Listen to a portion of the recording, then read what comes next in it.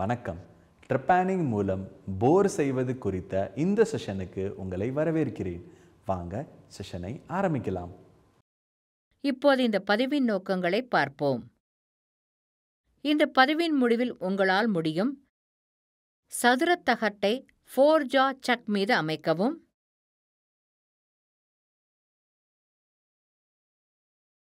ட்ரெப்பானிங் கருவியின் உதவியுடன் 70 மில்லிமீட்டர் விட்டத்தை வெட்டுவதற்கு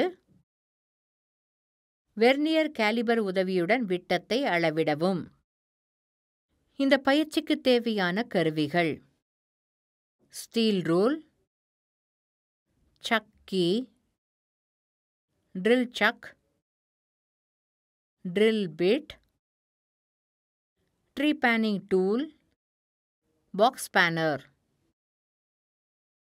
ட்ரீபானிங் என்பது வெற்று கருவியின் சுற்றளவுடன் உலோகத்தை அகற்றுவதன் மூலம் துளையை உருவாக்கும் செயல்பாடாகும்.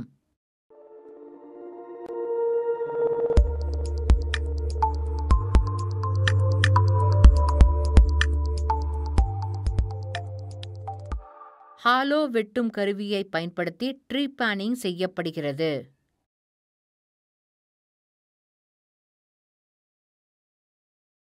ட்ரீபானிங் என்பது இயந்திர சக்தி குறைவாக இருக்கும் பெரிய விட்டம் கொண்ட துளைகளை துளையிடுவதற்கு பயன்படுத்தப்படும் ஒரு நுட்பமாகும். குறைவான சில்லுகள் அகற்றப்பட்டு துளையின் பெரும்பகுதியை அப்படியே அகற்றலாம். மிக குறைந்த சுழல் வேகத்தில் மிக மெல்லிய வேலைத்துண்டுகளில் ட்ரீபானிங் செய்யப்படுகிறது. ஒழுங்காக சீரமைக்கப்பட்ட பல தாள்களில் இது ஒரே நேரத்தில் செய்யப்படலாம். இதனால் அவை பிரிக்கப்படும் போது ஒவ்வொரு தாளிலும் உற்பத்தி செய்யப்படும் துளை ஒரே மாதிரியாக இருக்கும் மற்றும் விளிம்பில் இருந்து ஒரே மாதிரியாக அமைந்திருக்கும்.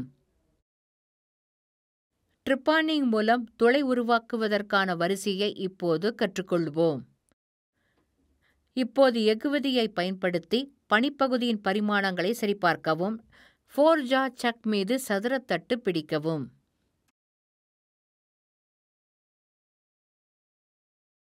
குறிப்பு செறிவு வட்டக்கோட்டின் சமதூரத்தை சரி செய்வதன் மூலம் 4-ஜாக்களில் வேலையை அமைக்கவும்.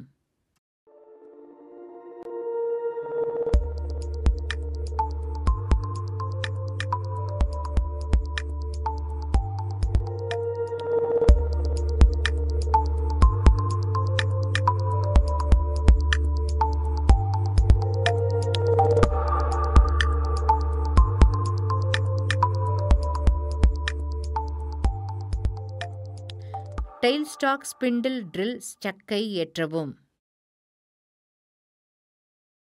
துரப்பணம் சக் மீது விட்டம் 10 மில்லிமீட்டர் துரப்பணம் பிடிக்கவும்.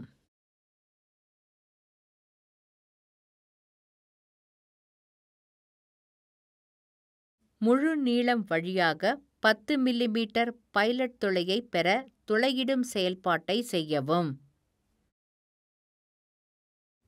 70 மில்லிமீட்டர் அளவிலான துளையை உருவாக்க ட்ரெப்பனிங் கருவியை அமைக்கவும்.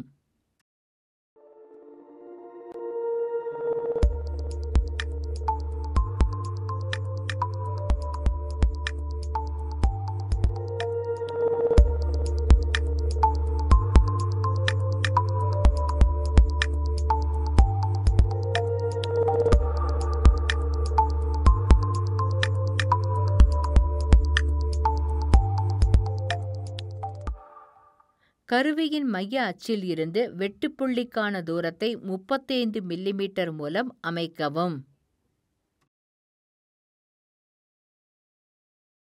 டூல் ஹோல்டரை சரியான நிலையிலும் டூல் போஸ்டில் மைய உயரத்திலும் இருக்கவும்.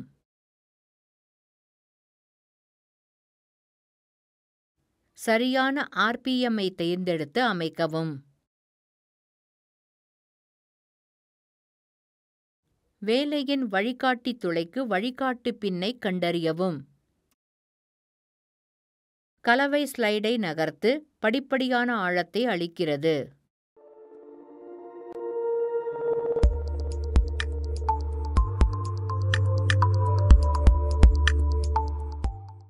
6 மில்லிமீட்டர் ஆழத்தில் 70 மில்லிமீட்டர் விட்டம் கொண்ட ஒரு துளை செய்யுங்கள். இயந்திரத்தை நிறுத்தி உள்துண்டை அகற்றவும்.